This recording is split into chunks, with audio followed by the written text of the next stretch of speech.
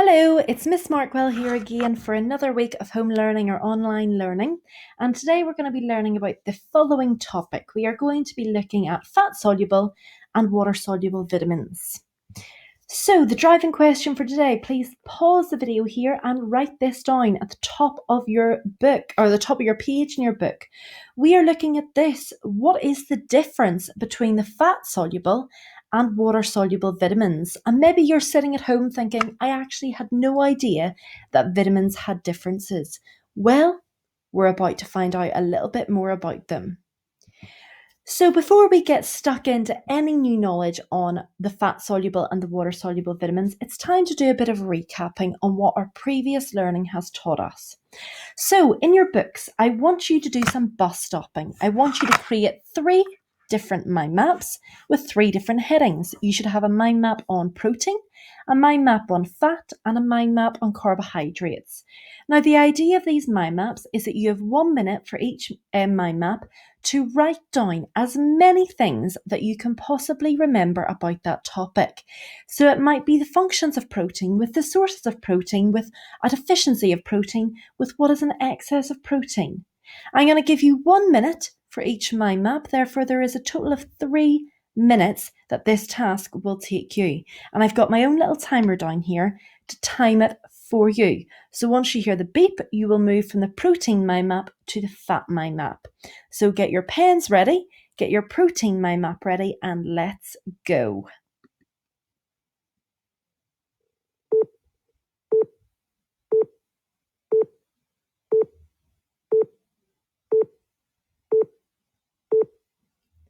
Off you go, 1 minute. So I want you to write all about protein, as many things that you can possibly remember.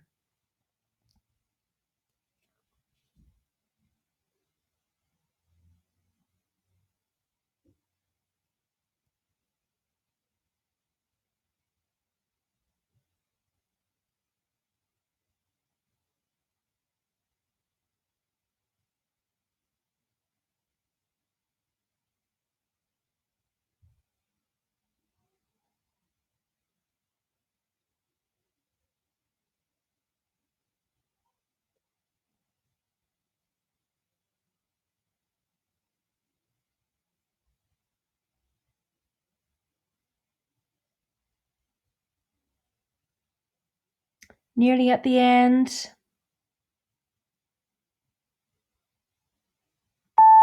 And stop. Right, now we should be moving on to our mind map on fat. Write down as many things as you can possibly think of in regards to the topic of fat.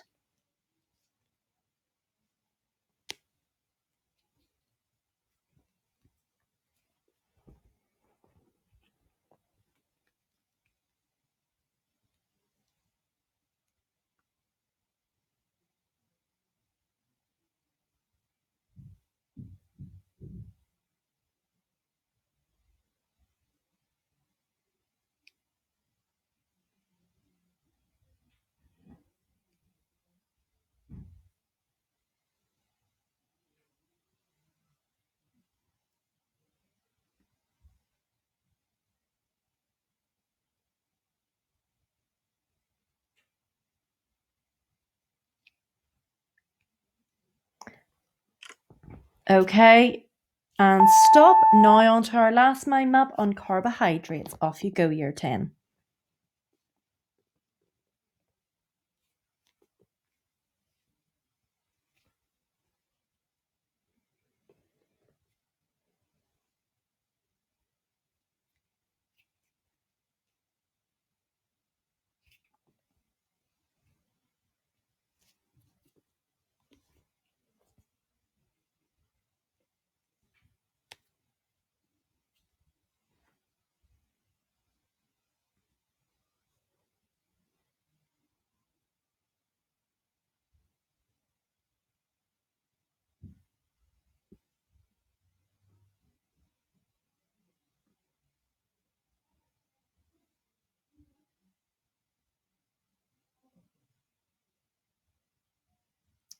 Okay, last 3 seconds. 3, 2, 1. And that's you. Stop. Okay, that's our timer's up. So right now you should have 3 mini mind maps full of what knowledge you already have on these 3 topics. Now what I would like you to do is I want you to look back at the notes that we have already made on these 3 topics and see how accurate were you? Did you mix anything up? Did you forget some details that you now need to add to your little mind map? You might want to do this in a different coloured pen. So you might want to pause the video here and just check those mind maps out with our previous learning before you move on to anything new. Okay, we've learned the term macronutrients, but now we're going to learn this term, micronutrients. Now again, this is a key word that needs written down, and these are nutrients that are needed in small amounts, so it's the direct opposite to macronutrients that are needed in large amounts. Now examples of micronutrients include minerals and vitamins, and obviously today's focus is going to be on the vitamins. 2 more key terms that we'll need written down and that will help you access the learning is this. There are fat-soluble vitamins and there are water-soluble vitamins. Now the fat-soluble vitamins, this is a good definition for them. Foods containing fat-soluble vitamins don't need to be eaten every day. This is because the body stores fat-soluble vitamins in the liver and fatty tissues. Water-soluble vitamins are not stored in the body, so they need to be eaten in the diet. So if we jot down the key definitions of these 2 terms, there is slight differences in them. All right, now the 2 fat-soluble vitamins that you need to have knowledge on are the following, vitamin A and vitamin D. Now you may remember that over Easter I set you the task, just before Easter I set you the task of doing a table of all the nutrients and their functions, their deficiencies, their excess and their sources. The chances are you will already have some of this information, but what I want you to do is I want you to put that information and collate it underneath this topic of the vitamins. So you might just write it out again, or maybe you'll just cut it out, or maybe you have it somewhere if you're typing your notes up that you can just copy and paste, or maybe you just want to start again, okay? Anything is possible. So what I would like you to do is I want you to look at the vitamin A and think, right, what's the function of vitamin A? Pop the function into the table or do it in whatever format that suits you. I want you to think of what is the source of vitamin A, what is a deficiency and what is an excess, and do the exact same with vitamin D. Now, in a few minutes later on in the video, I'm going to show you a good resource that I'll make available to you as to where you can get some really good information on the function, sources, deficiency and excess. So you will be able to use that to then check your answers. So please, off you go now, Year 10, and research those 2 fat-soluble vitamins. Now I want you to do the exact same process for the water-soluble vitamins, and the key water-soluble vitamins that you need to know are the following: vitamin B1, vitamin B2, vitamin B3, vitamin B12, vitamin B9 and vitamin C. Again, I want you to research the functions, the sources, the deficiency and the excess and collate it all under this topic of the vitamins. Again, I'm going to show you a document in a little minute that you can use to help ensure that you've got the correct answers, but I want you to go off and find out the information that you need on the water-soluble vitamins. So pause the video here.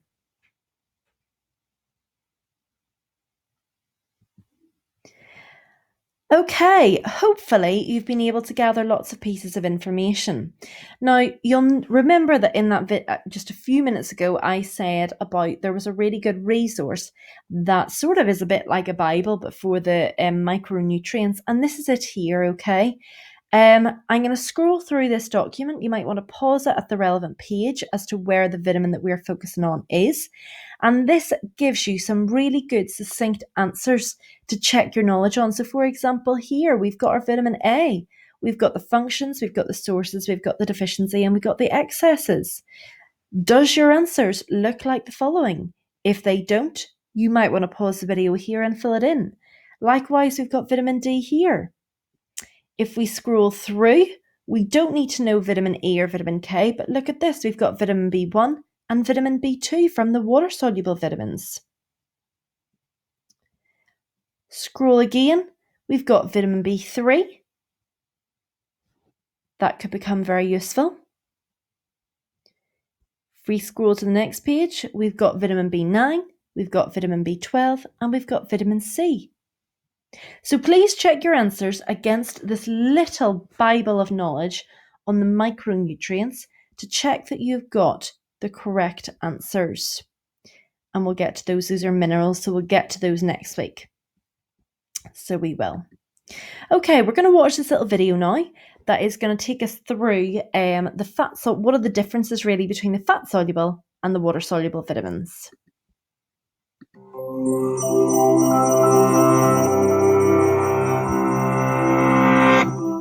A, C, E, D, B, K. No, this isn't some random out of order alphabet. These are vitamins. And just like letters build words, they're the building blocks that keep the body running. Vitamins are organic compounds we need to ingest in small amounts to keep functioning. They're the body's builders, defenders, and maintenance workers, helping it to build muscle and bone, make use of nutrients, capture and use energy, and heal wounds. If you need convincing about vitamin value, just consider the plight of olden days sailors who had no access to vitamin-rich fresh produce. They got scurvy, but vitamin C, abundant in fruits and vegetables, was the simple antidote to this disease. While bacteria, fungi, and plants produce their own vitamins, our bodies can't, so we have to get them from other sources. So how does the body get vitamins from out there into here? That's dependent on the form these compounds take. Vitamins come in two types, lipid-soluble and water-soluble. Please note that where it says lipid-soluble, that actually means fat-soluble. And the difference between them determines how the body transports and stores vitamins and gets rid of the excess. The water-solubles are vitamin C and B complex vitamins that are made up of 8 different types that each do something unique. These are dissolved in the watery parts of fruits, vegetables, and grains, meaning their passage through the body is relatively straightforward. Once inside the system, these foods are digested, and the vitamins within them are taken up directly by the bloodstream. Because blood plasma is water-based, water-soluble vitamins C and B have their transport cut out for them and can move around freely within the body. For lipid-soluble vitamins, dissolved in fat and found in foods like dairy, butter, and oils, this trip into the blood is a little more adventurous. These vitamins make it through the stomach and the intestine, where an acidic substance called bile flows in from the liver, breaking up the fat and preparing it for absorption through the intestinal wall. Because fat-soluble vitamins can't make use of the blood's watery nature, they need something else to move them around. And that comes from proteins that attach to the vitamins and act like couriers, transporting fat solubles into the blood and around the body. So the way they've animated this is really good. So some of the key differences here is that the water-soluble vitamins, they can float in the blood because it is water-based. So you'll remember the little image of the water-soluble vitamins floating around in a little rubber dinghy as if they're in a swimming pool, okay? They will swim through the water, happy as Larry, and they are then removed from the body through our urine. The key difference is that the fat-soluble vitamins, okay, they are absorbed by the body, and they cannot be transported in through the blood or in any form of water.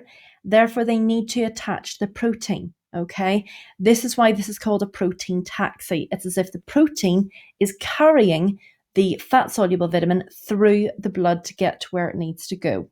Okay, so think of it, the water-soluble vitamin can swim, the fat-soluble vitamin needs to use a protein taxi.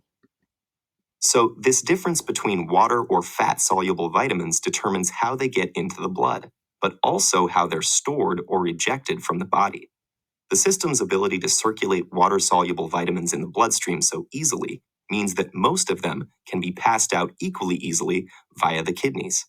Because of that, most water-soluble vitamins need to be replenished on a daily basis through the food we eat. But fat-soluble vitamins have staying power because they can be packed into the liver and in fat cells. The body treats these parts like a pantry, storing the vitamins there and rationing them out when needed, meaning we shouldn't overload on this type of vitamin because the body is generally well stocked. Once we've figured the logistics of transport and storage, The vitamins are left to do the work they came here to do in the first place. Some, like many of the B complex vitamins, make up coenzymes, whose job it is to help enzymes release the energy from food. Other B vitamins then help the body to use that energy. From vitamin C, you get the ability to fight infection and make collagen, a kind of tissue that forms bones and teeth and heals wounds. Vitamin A helps make white blood cells, key in the body's defense, helps shape bones, and improves vision by keeping the cells of the eye in check. Vitamin D gathers calcium and phosphorus so we can make bones. And vitamin E works as an antioxidant, getting rid of elements in the body that can damage cells. Finally, from vitamin K, we score the ability to clot blood, since it helps make the proteins that do this job. Without this vitamin variety, humans face deficiencies that cause a range of problems, like fatigue, nerve damage, heart disorders, or diseases like rickets and scurvy. On the other hand, too much of any vitamin can cause toxicity in the body. So there goes the myth that loading yourself with supplements is a great idea. In reality, it's all about getting the balance right and hitting that vitamin jackpot. Okay, so hopefully you've gained a little bit of understanding from that video on the fat-soluble and the water-soluble vitamins. So to end today's online lesson, we are going to have a little listen to this vitamin song as a fun little finish.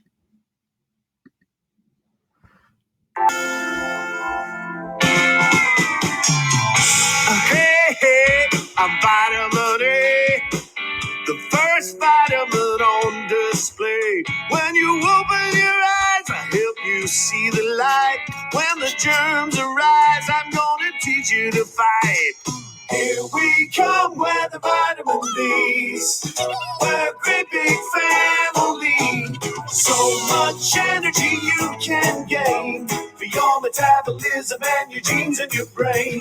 1, 2, 3, 5, 6, 7, 9, 12 B's. Howdy, folks, they call me Vitamin C. Vitamin C. I'm a healer and protector, and I can almost guarantee you're impervious to scurvy if you get your share of me. Vitamin C, vitamin C, vitamin C. I think it's unfair. It almost seems cruel to come from the sun and still be so cruel. Warmest regards, Vitamin D.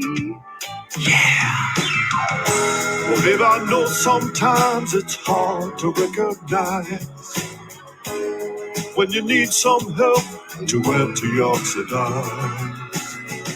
So stop those radicals from running wild and free. Look to me. Hey, I'm K.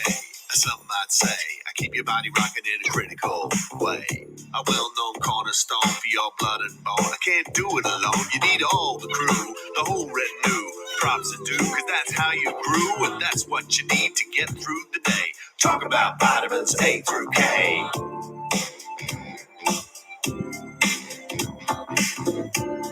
Okay, there is a high chance that you probably hate me for making you sit through that very cringy video, but hopefully it'll help you to remember the vitamins because they are very, very difficult to remember the different functions, the sources, the deficiencies, and the excess.